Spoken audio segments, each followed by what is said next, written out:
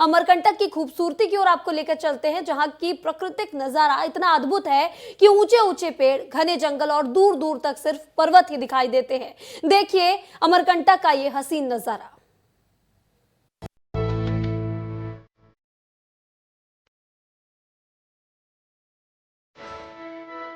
अमरकंटक अपनी खूबसूरती के लिए देश भर में विख्यात है।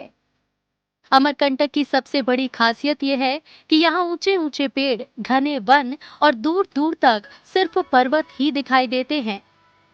यहाँ सूर्य की किरणें जमीन तक नहीं पहुँचती, इसीलिए अमरकंटक में साल भर पर्यटकों की भीड़ लगी रहती है। अमरकंटक को नदियों का शहर भी कहते हैं, क्योंकि यहाँ से लगभग 5 नदियों का उद्गम होता है।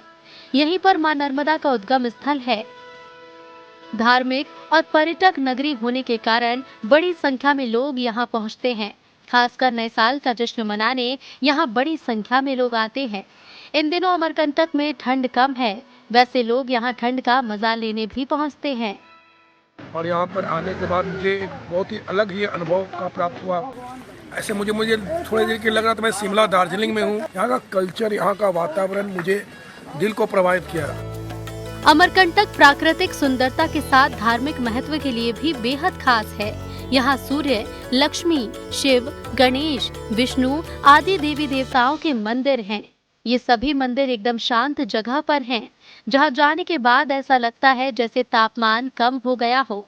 यहाँ एक तरफ ऐतिहासिक मंदिर, नदियों का उद्गम स्थल है, तो दूसरी ओर है घने जंगल। और यहाँ के खुशनुमा जो मौसम है उसके कारण ठंड भी पड़ती है, और ठंडी के कारण लोग ठंडी का लुत्फ लेने के लिए भी नववर्ष के उपलक्ष्य में आते हैं। अमरकंटक समुद्र तल से 3600 फीट की ऊंचाई पर मध्य प्रदेश के अनूपपुर जिले में स्थित है। अमरकंटक मैकल पर्वत श्रेणी की सबसे ऊंची श्रृंखला है। विंध्याचल, सतपुड़ा और मैकल पर्वत श्रेणियों की शुरुआत यहीं से होती है। अमरकंटक प्राकृतिक सुंदरता के लिए जाना जाता है। यहाँ के पहाड़ों में इतने ज्यादा घने हरे भरे पेड़ हैं, ऐसा लगता है कि मानो पहाड़ों ने हरियाली की चादर ओढ़ रखी हो।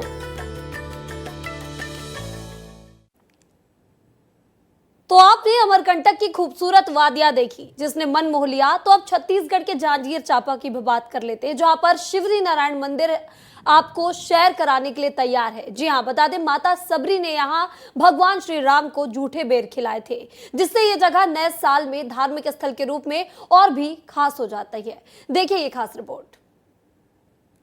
ये शिवरी नारायण मंदिर जांजगीर चांपा में स्थित है, जहां भगवान श्री राम को माता सबरी ने अपने हाथों से झूठे बेर खिलाए थे।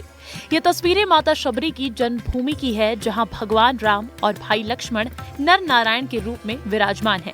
ये मंदिर हिंदुओं का तीर्थ स्थान है और भगवान जगन्नाथ का मूल स्थान माना जाता है।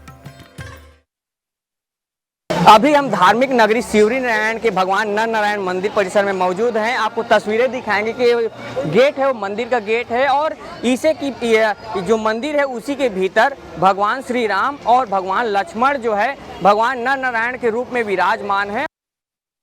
शिवरी नारायण को गुप्त प्रयाग भी कहा जाता है, क्योंकि यहाँ महानदी, शिवनाथ नदी और जोंक नदी का त्रिवेणी संगम है, और इसी के तट पर भगवान नर नारायण का मंदिर भी बना हुआ है। भगवान नर नारायण मंदिर में रोहिणी कुंड है, जिसका जल कभी कम नहीं होता और हमेशा भगवान नर नारायण का चरण अभिषेक होता रहता है।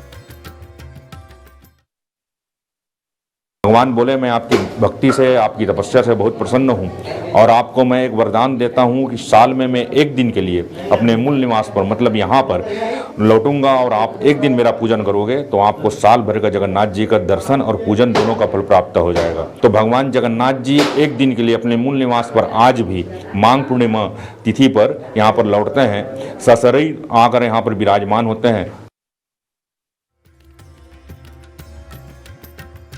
भगवान नर नारायण के दर्शन के लिए छत्तीसगढ़ के अलावा विदेशों से भी दर्शनार्थी पहुंचते हैं। भगवान राम ने वनवास के दौरान छत्तीसगढ़ में अधिक समय व्यतीत किया था। शिवरी नारायण रामायण कालीन घटनाओं से जुड़ा हुआ है। यहाँ की स्थापत्य कला और मूर्ति कला बेजोड़ है। मान्यताएं हैं कि भगवान के इस दिव्य रूप के दर्शन से मोक्ष की प्राप्ति होती है। हम सभी परिवार के साथ यहाँ दर्शन के लिए आए हैं माता रानी माँ सबरी के स्थान पे। ये बहुत पवित्र और धार्मिक स्थल है, सबको यहाँ आना चाहिए। और यहाँ आने के लिए बड़ा अच्छा साधन है। भगवान नर नारायण मंदिर लगभग 2,500 से 3,000 साल पहले बना, जिसकी ऊंचाई लगभग 172 फीट है और सबसे खास बात यह है कि ये केवल 4 पत्थरों पर टिका हुआ है। मंदिर के पत्थरों में अद्भुत नक्काशी बनी हुई है।